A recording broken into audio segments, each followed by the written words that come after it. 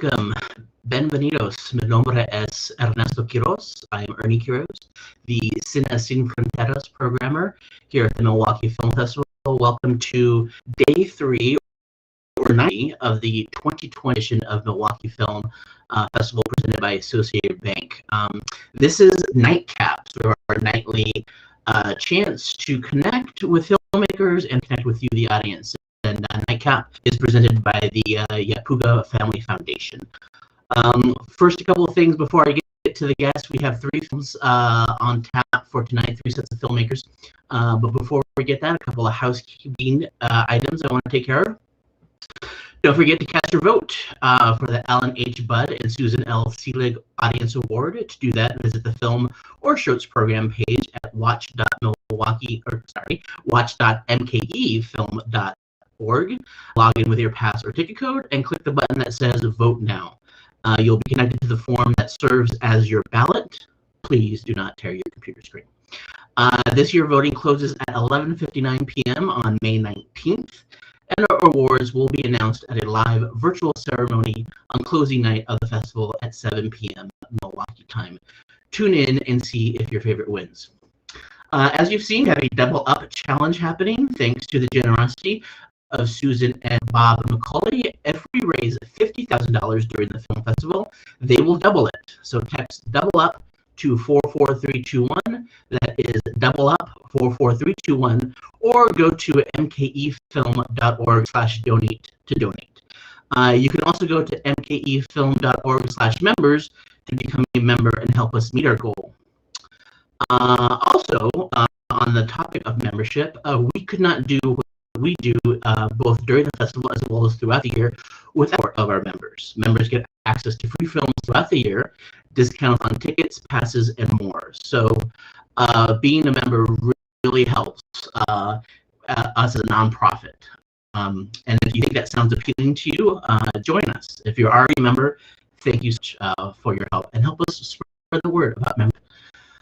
Okay, let's go ahead and start with our first film, which is a short film. I want to welcome the director, the writer and director, Miguel Faust, from the short film Calladita, which played in our Cine Sin Fronteras block. Hopefully you all had a chance to see it and join us on this conversation with Miguel. So Miguel, thank you so much for being here, where you said it's 2 a.m. where you're at. Is it in Barcelona? Yes, no, I'm in London at the moment, but yeah, thank you so much for having me. Yes, I'm very excited to be here.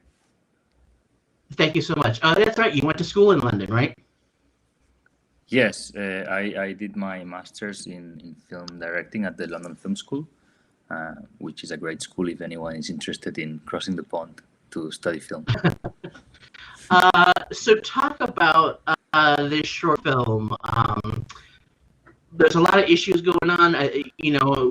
There's a lot of different entry points for this film. I think we can talk about some of the class issues, some of the gender issues, some of the race issues. But talk about maybe all of those issues and sort of, how this story came to be and why you wanted to tell this story. Okay, sure. For me, the entry point to the story wasn't so much the protagonist, but the world that the film is portraying. This high-class bourgeoisie of who are from Barcelona but tend to spend their holidays in the coast, which is called the Costa Brava, and it's sort of kind of similar to the world where I grew up, and I wanted to portray this. But pretty soon I realized that in order to portray this in a way that felt right to me and honest and similar to my moral perspective, if you will, or the point of view that I wanted to come across, I needed a character that wasn't from that world, but that needed to be inside of it in order to witness it and be our entry point into the story. And that's when I started to think about the maid as a perfect eyes for a story, the perfect storyteller for this, because she inhabits the center of the world and has a very private access to all the intimacies happening in it, but it's completely foreign to that world as well. And so when that idea clicked for me, and then I started to research a lot, I did a lot of interviews with mates that have worked in similar environments and learned so much. And after those conversations, for me, it became a matter of sort of responsibility as a storyteller and a filmmaker to sort of pay my debt with those stories that had been sort of confided in me, if that makes sense. And in terms of the issues that you raised, yeah, for me, it wasn't so much, my intent wasn't so much like a political discourse or whatever, but those issues definitely are there because they are very much part of the social milieu that the film portrays. So, and for example, when you bring up the issue of race, that's definitely there, and there are some racist comments in the film and all of that. And for me, that is very much part of the problem.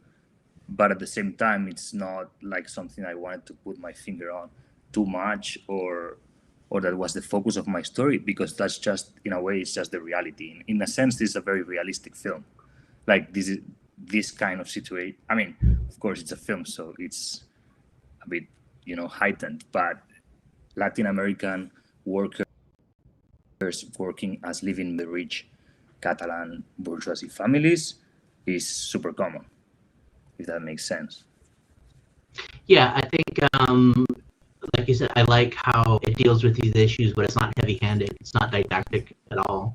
It sort of presents them, almost matter-of-factly. And like you said, she is, she's invisible to these people, whether it's because of class or race. She's just not seen as, almost not seen as being a person. So in a way, she can sort of observe them, at their most intimate,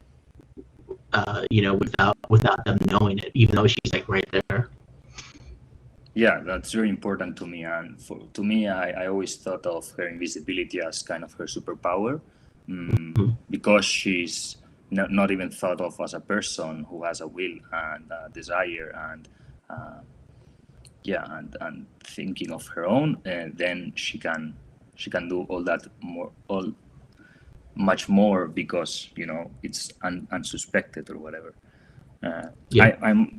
Let me just add here, because it might come up during the rest of the conversation, that I'm currently working on a feature version of this short, which the script already written, and we're working on the financing stage. So that's why all of these issues are still very much in my mind, because I'm still working in this story, if you will. Yeah, I was gonna, thinking you brought that up, I think I was gonna ask you about some of the projects that you're working on in the future. We'll talk a little bit about maybe some of the things that inspired this film or inspired some of these ideas. Certainly, when I saw this film, I know that you had probably been working on this before the film Parasite came out, but I think there's a lot of the similar themes of Parasite, and I'm not sure if people have made that connection, not to make that connection overtly, but to see what films you were thinking about when you made this film. Yeah, Calladita premiered before Parasite premiered, so that was definitely not in my radar. I wish I had seen Parasite before, just because it's a great film, so I would have liked to see it as I love that film, but yeah, I mean, I guess the connections are there. Just, I guess, in the sense that films about class are very much coming back in the last couple of years, and I think that's a good thing, because we should talk about these things, and especially in Spanish cinema, it's a topic that has been completely avoided. There is a tradition of social cinema about the lower classes, but there is absolutely no cinema about the higher classes and about the clash of different classes. And also, I wanted to talk about some. Oh yeah, you asked me about all the references. It's funny because now people mention Parasite, but at the start of the process, when I started writing it, everyone mentioned Roma, of course, because they are similar in a way. But I wrote the script like a few months before I saw Roma, but when I filmed it, I had already seen it, and I think it was an inspiration. But for me, it was sort of an inspiration. I love the film, but because people kept insisting so much on comparing the two, I tried to sort of go against Roma in a way. That's probably one of the reasons why we chose that super saturated color palette. Uh, to try and stay as far from possible from Roma as possible. And then again, I also think that there is a very fundamental difference between the two films in the approach to the story, because I think in Roma it's very clear that Cuarón is telling this story from the future, so to speak. He's telling a story about the past, 30 or 40 years into the past, and so really nostalgia. There's a nostalgia in the tone, and also it feels like all the wounds are sort of already healed. There's already been a forgiveness, if you will, and a redemption. There's a romanticized version. Exactly, it's romanticized, and also it's not punchy. It's not acid, or whereas for us it's more about open wounds, and so the critique, I think, is more poignant or more violent, maybe. Yeah, that's why I think Parasite, I think for me was the deeper connection. I certainly saw the Roma connection, but with Roma, I feel like she was a part of the family. She was accepted as basically the second mother of the family, and that's sort of where that movie came from. So yeah, I definitely understand. This is the anti-Roma, if you will. Yeah, but it's funny that you say a second mother, because another film that is very good about housemates that was also a reference for us is called A Second Mother. It's a Brazilian film, and it's wonderful. The Brazilian film, yeah. Talk a little bit about the idea, sort of the idea of sexuality and how she's able to use sexuality as a weapon, almost, and maybe if there was any pushback of you being a man and having this woman who's very in charge of her sexuality, and maybe you could see it as she's using her sexuality as a weapon against men, or was that your intent, or just talk about the sexuality? Okay, no, I wouldn't say that was my attempt, and I didn't have any pushback during the process, and in general, I'm happy that most people have responded well to that, and especially women. I've had a lot of women who told me that they love the film and the character and her empowerment, and so I'm happy about that. I've gotten a couple comments on the other side, but funnily enough, mostly from men who I understand that it's risky, the position in today's time, the treatment of sexuality from a male director is risky, because it might seem like I'm fetishizing, the Latin woman in a sexual way, which was not my intention at all. But I can see how someone might take it that way. But for me, it was about freedom and power, I think. Like, the way I thought about it, and I'm not sure if that's right, and in the future I'm trying to make it a bit more complex, but the way I thought about it was, these people are the same age, roughly. They are in their 20s, and while the two kids are having a very hedonistic and joyful summer, full of experiences, and we can assume sex and fun and going out and drinking, she's forced to clean their shit all day, literally.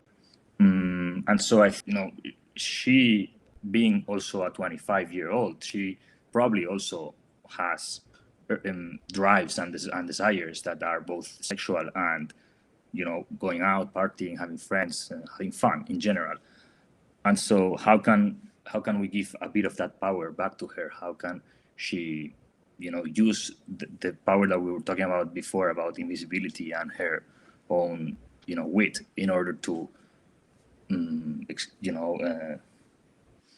leave some of that desire and satisfy some of those desires and I like the idea that she was very controlling in the whole sexual experience. She's always like in control, and she knows what she wants, and she goes to get it. And also it's also about playing a part. I think that's why she's impersonating the other girl on the Tinder date. And then we filmed the sex scene with that very wide shot. That for me was very important because the way I thought about it is she's not desiring so much to have an orgasm as she's desiring to live the experience that she thinks that this other girl lives, or could live in a perfect night for her. So it's about the grandiosity of the house and doing it in the pool, and it's very performative. So that's why we wanted to shoot it that way, because for her desire is more about the performance, or she's sort of seeing herself in the grandiosity of the house and being sort of turned on by that more than by the actual physical connection, if you will. Yeah, she wants to experience the life that she's seen, but experience it from the other side. Yeah. Yeah. Yeah, I wasn't. I really thought that she was, in charge of her own sexuality, she had agency. I felt so. I thought that was really empowering, and the way she was able to use, again, sort of use race and class, sort of flip it on its head to sort of take advantage of these men, if you will. That said, she's in her 20s and she wants to have fun too. She wants the good life that she's seen. Yeah, exactly. But for me, then for me the ending after that is very important, because it was very dangerous for me to end saying that this sexual encounter is the answer for her, because that just felt wrong to me. But also I didn't want to have a walk of shame kind of scene afterwards, like, oh, she feels regretful or whatever, because that's not what the film is about, and this is not about shame or about guilt in any way. And she's probably happy that she had that experience, but she's ambivalent in the sense that she realizes that that's not the answer and she has to keep searching.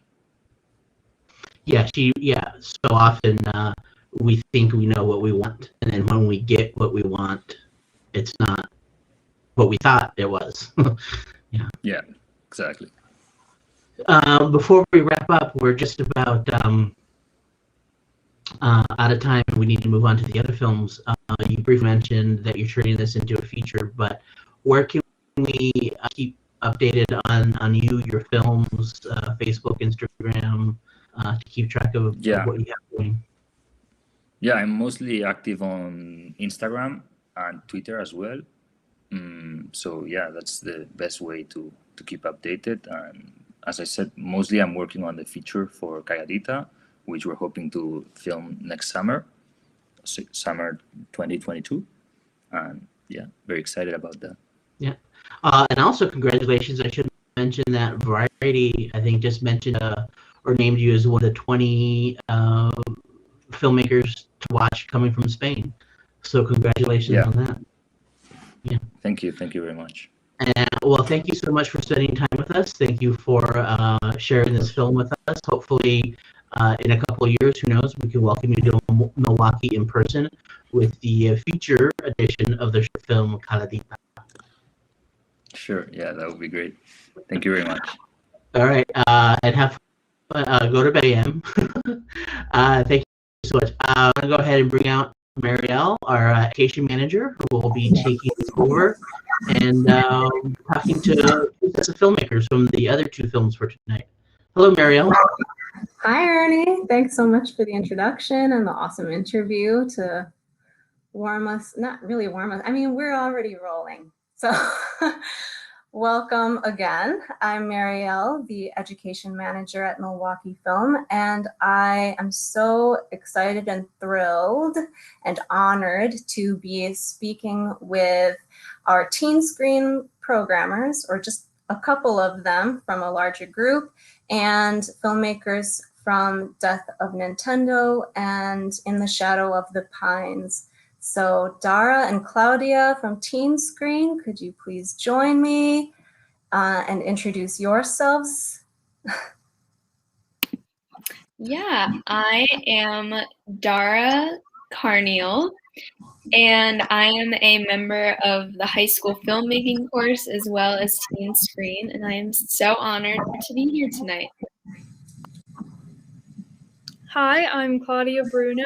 I'm also a part of the Teen Screen Selection Committee, and also the filmmaking course at Milwaukee Film for teenagers, and really excited to be here. Thank you both so much. So you two programmed such an incredible set of films, 2 shorts programs, and a number of feature films. So we have guests from our shorts program, or your shorts program, as well as features. So without further ado, we'd be very honored to bring on Anne Koizumi from the film In the Shadow of the Pines, which is in the Teen Screen Self-Image program, and Valerie Martinez, who wrote and produced Death of Nintendo. Hello, thank you so much for being here. We're kind of a team of fans here, but yeah, again, so honored to have you here.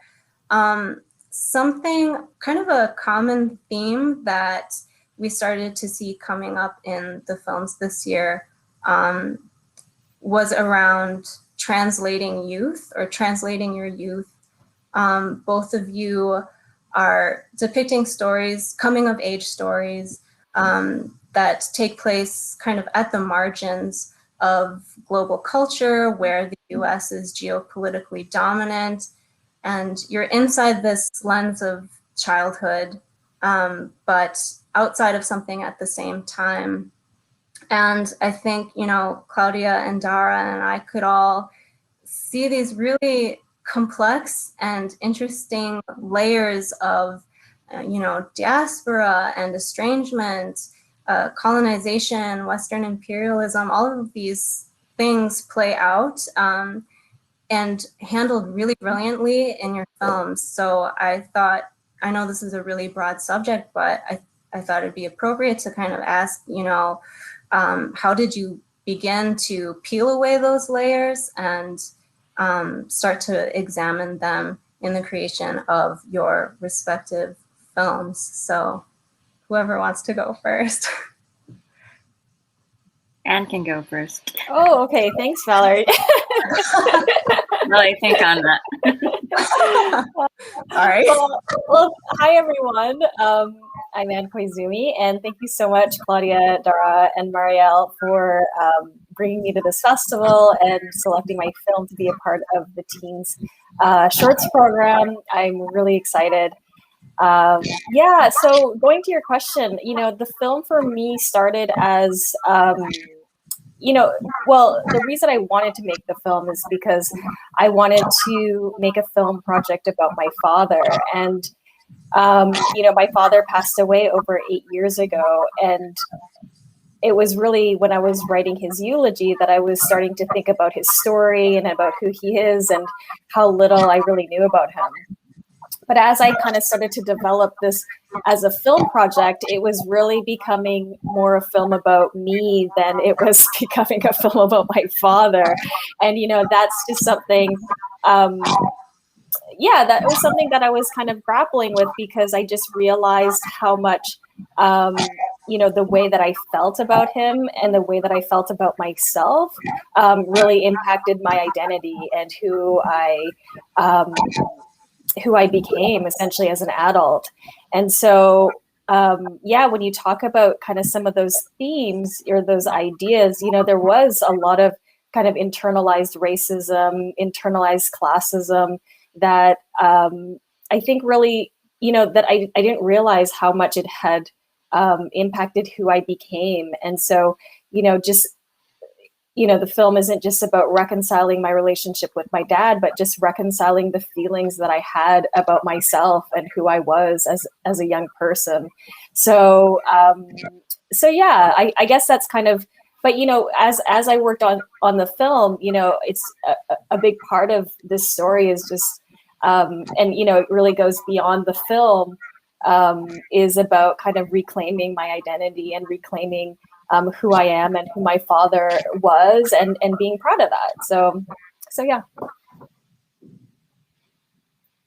Yeah, I guess for me, for Death of Nintendo, it was kind of exploring also my own duality as as a Filipino, because I grew up there, and then kind of tapping into those memories and reliving them and rewriting them, but with a lens of when I already moved to the U.S. and kind of seeing it from a external lens, and trying to make sense of like, oh, that's what happened. Those were the problems. These are the problems that existed then and now, and not really criticizing it, but just that's just the way it was. So I was just trying to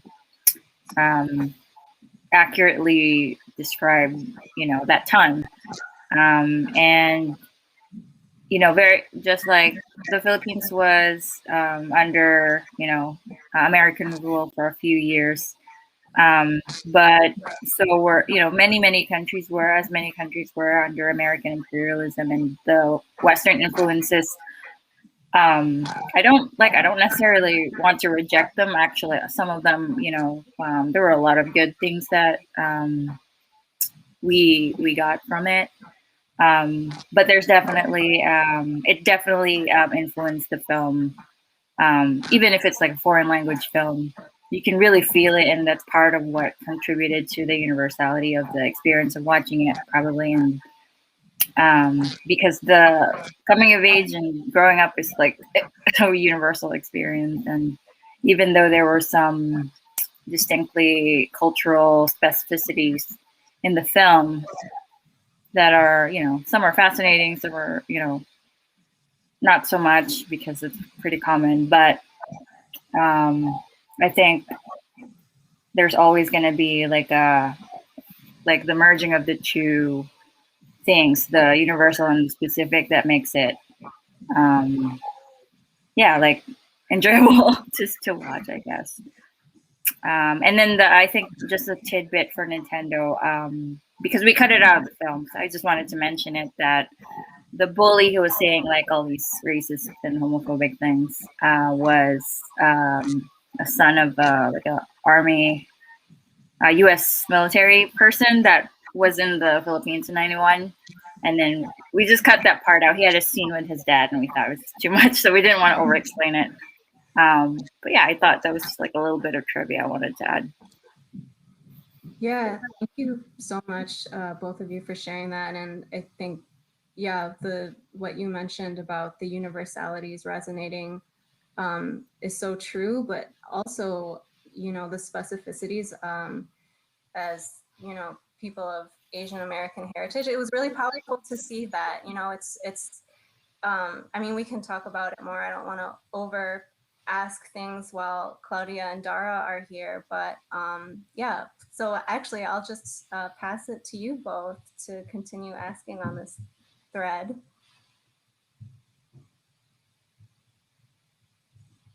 I can go first. So like just a question for the both of you really fast.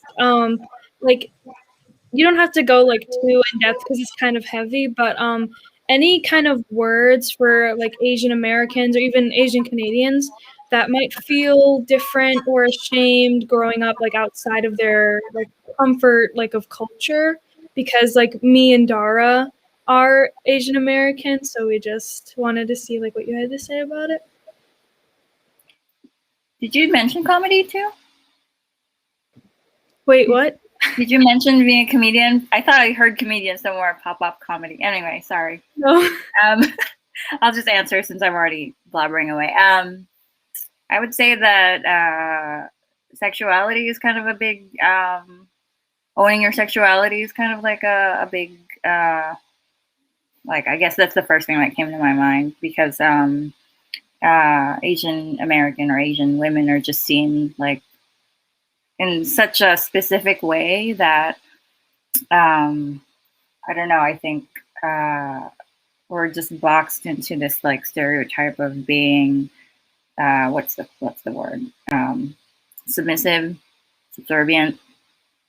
Yeah, and I think like the reason why I mentioned comedy is I'm really thankful for like comedians like Ali Wong, or all these comedians are just like owning it, and Margaret Cho, and owning their sexuality and just like really putting it out there that they're in control of it. Oh my gosh, this is a teen screening. I shouldn't be saying things like sexuality. Sorry. I just realized this is like a teen program, but maybe I should be because it's fine. I'll pass it on to Anne at that very awkward note. No, that's a great question, Claudia. I obviously with the recent rise in anti-Asian hate, it has been really difficult, you know, both in the US and in Canada. And I've been, I would have to say that I've been really hurt by it. And I've been talking to a lot of my Asian Canadian friends and you know, even my non-Asian Canadian friends. And for sure, I think that helps. I think that's kind of a good starting point, is just having that dialogue with the people in your life. But also, I think one thing that's really important is, you know, to really find your community and to find your people. You know, I've done something as simple as join a book club where I'm reading a great book called Minor Feelings by Kathy Hong Park. And, you know, I met with 8 Asian Canadians that I have, you know, I know one as an acquaintance, but everyone else was a stranger. And I just felt that it was so important to be able to kind of find those people and to kind of talk about not just the issues that are going on right now, but to name the experiences that you have growing up. Because, you know, when you're growing up in it, you can't really name it, or there aren't names for all of those things. But, you know, just even talking about things like shame and how a lot of those experiences are shared experiences, you just feel so much less alone. And I just think that's so important in this moment. But just generally in your life, I think it's important to find people who can share those experiences that you have as well. I just realized that instead of comedian, it was Canadian that I heard. And now I feel really, really embarrassed that I was like, went on a rant about that. But thanks, Anne, for saving it. So, and then I also had a question for the both of you. I've been reading Michelle Zauner's memoir, Crying in H Mart, which is incredible, by the way. And it's been interesting listening to her, how she's been navigating her half Asian and half like white identity. And I'm just curious for the both of you, how do you like stay close to your roots, or how have you navigated your identity throughout your life and like living in the United States? If I'm rambling a little bit, but how have you like navigated your like Asian identity, have stayed like close to your roots?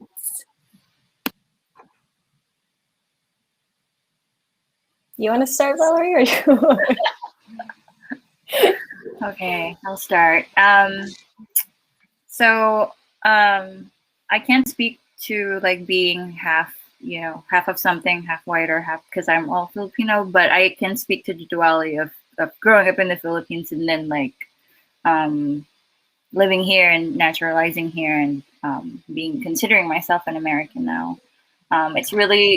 It's actually quite confusing sometimes because I speak very fluent Tagalog. So when I go home, people assume that I'm like just there, just living there, and assume that I share this exact same values that they do, but I don't. I actually, I have adopted some of I chose the values that I liked about American values, and I lived those values now. And even to some of my relatives now who are living here, they want to, family is always like family comes first. And sometimes they do have those traditions that they carried over from the Philippines that I don't necessarily agree with anymore. Or, it might be related to things like, just like cultural things or religious things that I don't necessarily adhere to anymore. So there might be a clash in that, but I think as long as like you're true to yourself and you believe that you are practicing like being a good person, being a conscientious person, and caring about all kinds of people, all kinds of different people, and race, religion, class, and being conscientious about it, and just I think you're just doing the best that you can, to be a good person. So I'll have to get the name of that book from you, Dara, so I'll add it to my reading list. But yeah, I think well, for me, and I kind of talk about this in the film, I rejected a big part of my identity. I really didn't like that, the Japanese part of my identity. But obviously visually that's not something that I could hide. But yeah, so I think for a long time, especially during my youth, I didn't want anything to do with my Japanese heritage. But that being said, I think, as I got older, and even into my high school and my university days, I started to grow a lot more interested in Japanese culture. And I even went and lived there for a year, and spent time with my relatives who all live in Japan. And I just, there was just something really special about that, connecting with my family and connecting with, my history and, all of this kind of knowledge that I didn't know about. And, I don't think as a young person, I really understood the scope of like my family history. And, when I went back to Japan, I just realized, like I stand on the shoulders of my ancestors. And it's like that just gave me so much power, knowing that there's just this entire family that I really didn't know until, until my 20s, really. That contributed to who I am. And so now, as an adult, I really find like I love cooking Japanese food. I have, Japanese friends, and we, get together and we, share, we share experiences, but we share meals. I'm really in touch with my family. My family and I are like very close. So yeah, just I think in those small ways, I'm just really starting to be more curious about my Japanese side, and yeah, and that's like such an important part of my life right now. So, and who I am. So it's interesting, Dara, that you brought up Crying in H Mart, because it's about Michelle Zauner, who's in a band. She loses her Korean mother and uses cooking as a way to kind of process that loss. And, we've already talked about loss and rediscovery and reclamation, all of these really powerful things, and also language. And a question that I had was, what is the power of language for you? I'm thinking of, in Death of Nintendo specifically, when you brought up the bully who uses really derogatory language, but in the context of also speaking English, which stood out to me as this kind of, power play. And you talk about you deciding when or when not to use, speak in Japanese or hear your name uttered by your father. I would love to hear more about how language and power are considered by you, in your films or in general.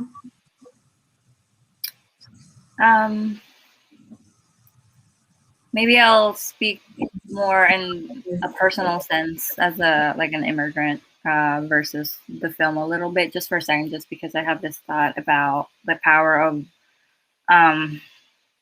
conforming very quickly to the American accent. Because if you don't, and you have like a harsh accent, I mean, I still have it, but you're just like, you can see it. Like, you can see how people treat you when they hear something is off a little bit. I also think it's different in the way that you talk. So there's definitely like power, not just in the chosen language, but also in the way you deliver and speak it. I also have I also have a cleft lip, so I have like this nasally, speech thing. But yeah, there's a lot of like you said, power in not just the language, not just the delivery, but also like the chosen words that you use in conversation, your sense of your vocabulary, vernacular, and yeah. So that was for me, like coming here at like 16 was a big learning curve that I had to like learn really quickly. I had to mimic like what I saw on television, just so I can adjust much more quickly to be treated equally. And I'm still, I still like struggle with that to this day. But in the film, like you said, the bully there's definitely a power that comes with this American kid's bravado and self-confidence. And that's just because like, that's another thing, like self-confidence, it feels like Americans they just have it, they just carry it wherever they go. And like in the Asian culture, like we're always like, told to, not be, what do you call it? Like, not assert yourself too much, like be humble and be modest. I don't think that's changed, but yeah, and then Death of Nintendo, there's definitely like in the moment as an audience member too. And the film is finishing up its festival run, but whenever there's like a switch to English, an English sentence, an expression or something, you really like feel the audience perk up, or the American audience perk up, because it's like, oh, I'm familiar with that. I'm going to pay attention now. I don't have time to read subtitles, so I'm going to, you can feel it. And I'm just really glad that like there are festivals that really appreciate like programming like more foreign language films, and like with the streamers like programming more subtitle. I mean, now they're dubbing it too, which is another story, but yeah, like there's like an importance for English language, like that's kind of like the top priority to digest and view those films or TV series first. But I think I'm going on a tangent, so I'll let Anne go.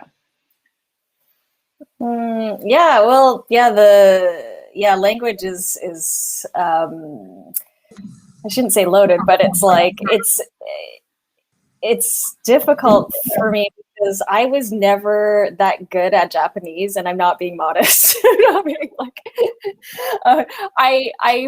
my parents always spoke to me in Japanese, but I always spoke to them in English. And then I was also the youngest of 4 children, so I think my oldest sister is like probably the best at Japanese, like she's like basically fluent, and then I, as the youngest, am probably the worst because I just grew up speaking English to my siblings. And also I was taken out of Japanese school like very early because my parents got very busy, and then I didn't go to Japan. Well, I went to Japan once when I was 8 for a couple of weeks with my mom, but then I never went to Japan again until I was in my 20s.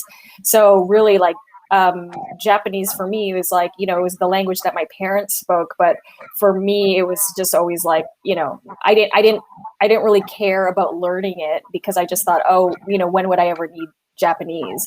But again, it wasn't until my 20s when I was in university and I was going to Japan. I actually went to Japan to learn Japanese, and that was just so like I was saying before, that was just such an important part of my life, to learn my parents' native language, to be able to communicate with them.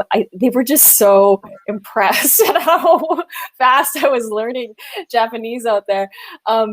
But as I came back to Canada and I lost a lot of it. And my mom still speaks to me in Japanese, but I can understand casual Japanese, but I'm still very shy about it. And I think I say it's loaded because there's now like more a shame. Like I have some shame that I don't speak it very well, and Even amongst my Japanese friends, like, they'll be totally bilingual, and I'll just be like, oh, I just wish I spoke, Japanese a bit better.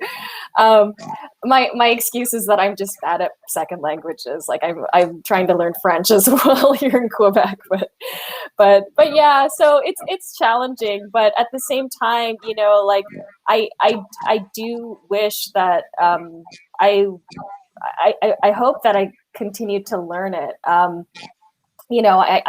going to continue, obviously, to learn French, and I would absolutely love to continue learning Japanese. If I could just pass on a few words to my own child. So that, I don't have a child yet, not yet, but.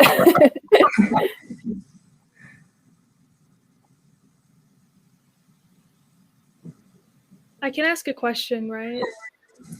Yeah. Before I ask it though, I just wanted to say that Death of Nintendo is my favorite feature of this whole festival, and then In the Shadow of the Pines is truly my favorite short. Like, I'm not even kidding. I resonated so hard with both of them, and I just want to say great work. Like, especially with In the Shadow of the Pines, when my mom watched it, she cried a lot, and I just kind of, she kind of felt the same about like her dad and those kind of things. So yeah, they were both really good, and I just wanted to tell you that before I started this question. But Thank you. Thank you. That means a lot. I was just gonna ask, like, what is a good childhood memory that both of you might have, like, kind of tying back to your culture, if you want to like share about it.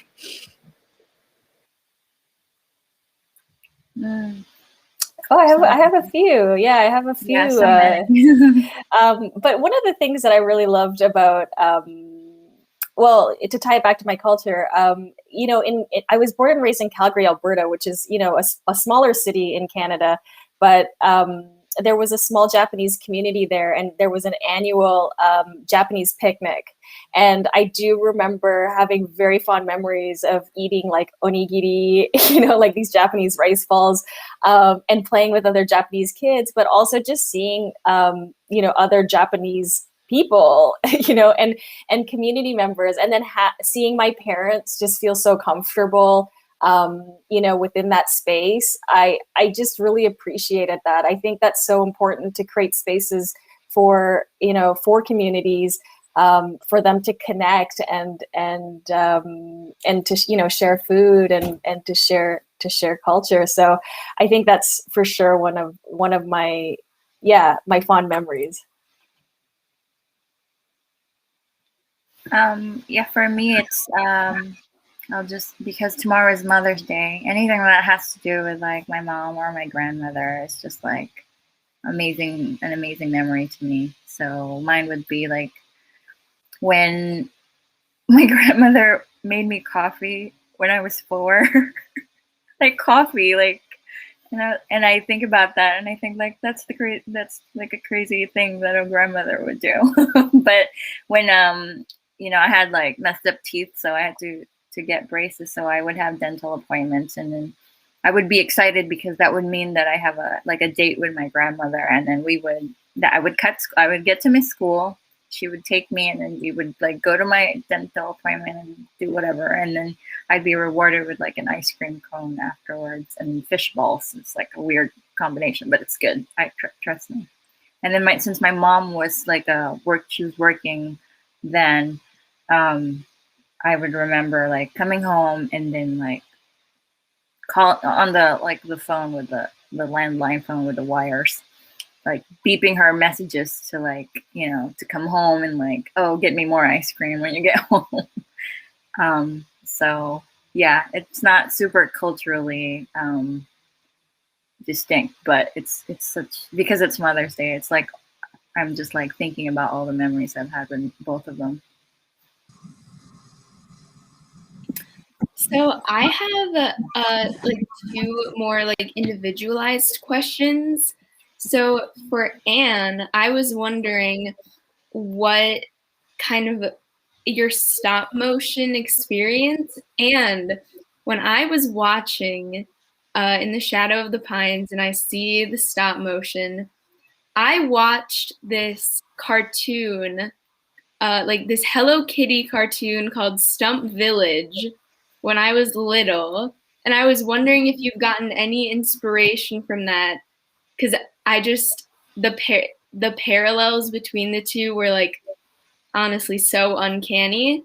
And then for Valerie, I was wondering if there was any like truth to the like personal truth in the death of Nintendo, if you like love any like video games, or if any of like your interest or your voice is projected into the film. Stop motion might be a good way to start this. Okay, I'll go ahead and start. Well, so I've been making stop motion animations for 15 years, but I started actually when I was in high school, like not making animations, but I was making miniature sets. So and that's I think really what that was my segue into stop motion. I was taking a high school art class, and we had an assignment where we took a 2D painting and we created it as a 3D set. And I took Van Gogh's Bedroom at Arles, and I turned it into like a little miniature set using clay, and I painted it, and I just loved it. I still, that's like one of my favorite parts of making stop motions is the set building and the prop making. So I think, yeah, that's really kind of how I started. And then when I entered film school, my first, like my entry film into film school was a film about Van Gogh, and I used that set that I made in high school. But yeah, like in regards to and then in regards to making this film, it being about my childhood, it just made kind of perfect sense in regards to the form that I'm using. It's like, you know, when you think about childhood, you think about like puppets. Actually, I have one of the puppets here. It's just like, that was my main puppet. It's like super, super tiny. But yeah, so like when you think about childhood, you think about dolls and you think about miniatures. So to use stop motion to tell this story about my childhood, just, you know, it just seemed like the perfect kind of match or marriage between form and content. But yeah, your second question was about, I can't remember, sorry, the second part of, oh, the Hello Kitty. Yes. Sorry, I haven't seen the Stump Village. I wrote it down because I thought, oh, I have to watch it now to see the similarities, but no, I've always loved Hello Kitty, and I was always a huge Sanrio fan. You know, even when I was like a kid, I just, oh my goodness, if I asked my grandma to send me anything, it was just like, send me Sanrio dolls or pencils or pencil cases. But no, I haven't seen Stump Village, so thanks for mentioning that, and I'm gonna check it out. Dara, what do you think is my answer to your question? I think yes. I think there's definitely some of your personal voice into the film, or I just would love to know like your maybe background with like video games or something like that. Yeah, the dynamic between because I grew up with my brother, like running around in the streets with my brother and his friends. It was like, that was kind of the setup. The only thing was that I wasn't, the Paolo guy was like not one person. It was like a few boys that like came and have gone, and I had crushes on or whatever. But I was definitely a tomboy. And what else? The volcanic eruption was a lot earlier than, like I was probably like 6 or 7 when it happened. So I just kind of shrunk the time, so it would fit. It would still fit the story. And then what else? Another fun trivia is the thing with the underwear on the wall was like a crazy story my grandfather told me. And I was like, oh, that's really weird. And they're like, is that true? Like, I don't know if that's true or not. But I thought, like, yeah, that's going to be in my movie. Because it's like a really bizarre moment. Yeah. But definitely, like, you know, like everything, like what she realized with her brother, like, I was also raised by a single mother, and you know, there's a lot of like mothers in the movie. Like it's all like stuff from my subconscious that came out. And in a way, I was like all 4 of them in small ways. Mm-hmm. Awesome. Well, I want to just be careful of your time because I know you, Valerie, have a hard out around now. Yeah. Right? It's okay. We can do our last few. Oh, okay. Awesome. Thank you so much for staying. Daria and Claudia, do you have any more questions, or should we ask about what's next for our guests? Okay, awesome. Yeah, so we'd just love to hear, what other projects do you have going on? And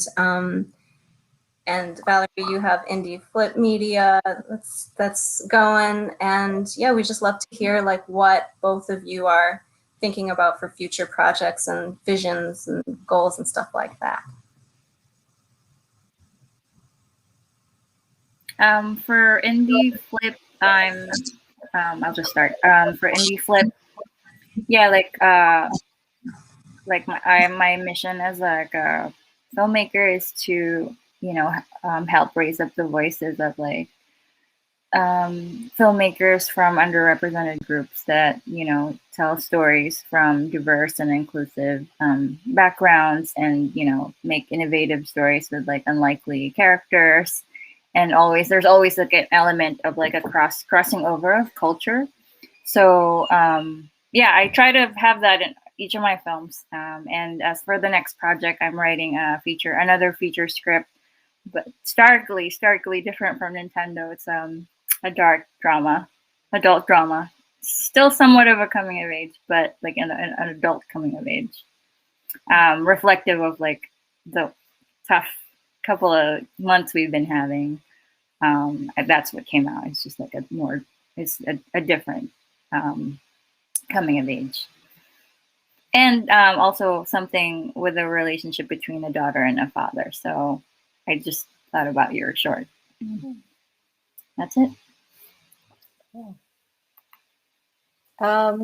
Yeah, I'm thinking about another short animation, just because I have so much fun making animations. But and this one is inspired by my mother, actually. But maybe like something that's a bit more light. My mother was a big fan of the Pittsburgh Penguins, and during the 90s, she was like a big fan of this defenseman named Paul Coffey. He was like he was very good. He played with Wayne Gretzky and Mario Lemieux. And anyway, my mom was just like such a fan. She'd like record the games, and she learned kind of all the rules of hockey. And then she would even she even went to the Calgary airport to meet him when he was like playing against the Calgary Flames. So I have this this picture of like Paul Coffey with his like arm around my mom, and she's so happy. But anyway, so I was thinking of kind of like making a light kind of short animation about her, and how hockey was kind of like this way of assimilating to Canadian culture. But that's like very kind of early stages development. So yeah, but yeah, other than that, I don't have any other big projects. Can I just make a quick plug about this one of these shorts that I did for this with Film Independent project involved? It's a short stop motion animation. That's the reason why I remembered it. And it's an Asian American lead. Well, it's a felt lead. So it's called The Coin. It should be on YouTube or somewhere. The Coin, it's directed by Sichi Song. I just think that in the topic that we're talking about, like being Asian American women, I think it would be a fun thing to watch. Oh, thanks. I'll definitely check it out. Yeah. Yes, we actually did show The Coin in our you did? festival. Yeah, so I'm very cool. And we love it. Yeah, it was in a few of our shorts programs. So yeah, thank you. Awesome. Again. Yeah. Yeah, I was an executive producer on that. Nice. Well, another favorite. That's another tie. Yeah. Yes. Cool. Gosh, thank you all so much. Claudia and Dara, do you have any last comments or questions? I feel like we could talk to you both for hours more, but we won't do that. Maybe another time, though. Maybe next time.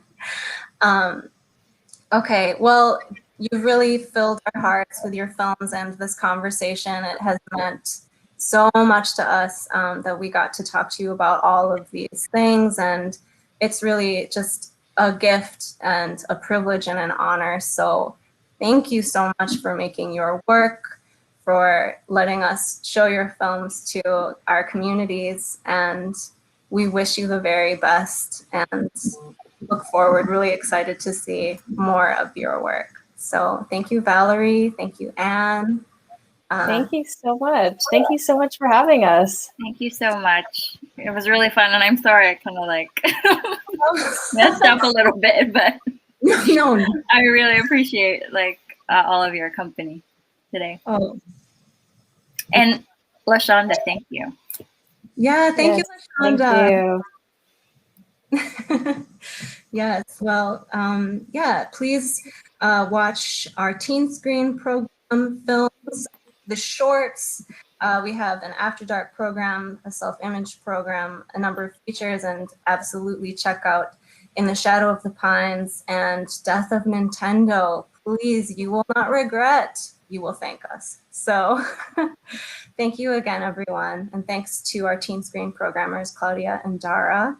And to reiterate, your membership, for those of you engaging with the Milwaukee Film Festival, your membership helps make all of this happen and more dreams come true that we haven't even materialized yet. So please renew your membership, join on if you're not already. We have a family membership as well. That's a new thing. So we'll be talking about that more soon. Thank you so much. Thanks, everyone. Thank you guys so much. Thank you.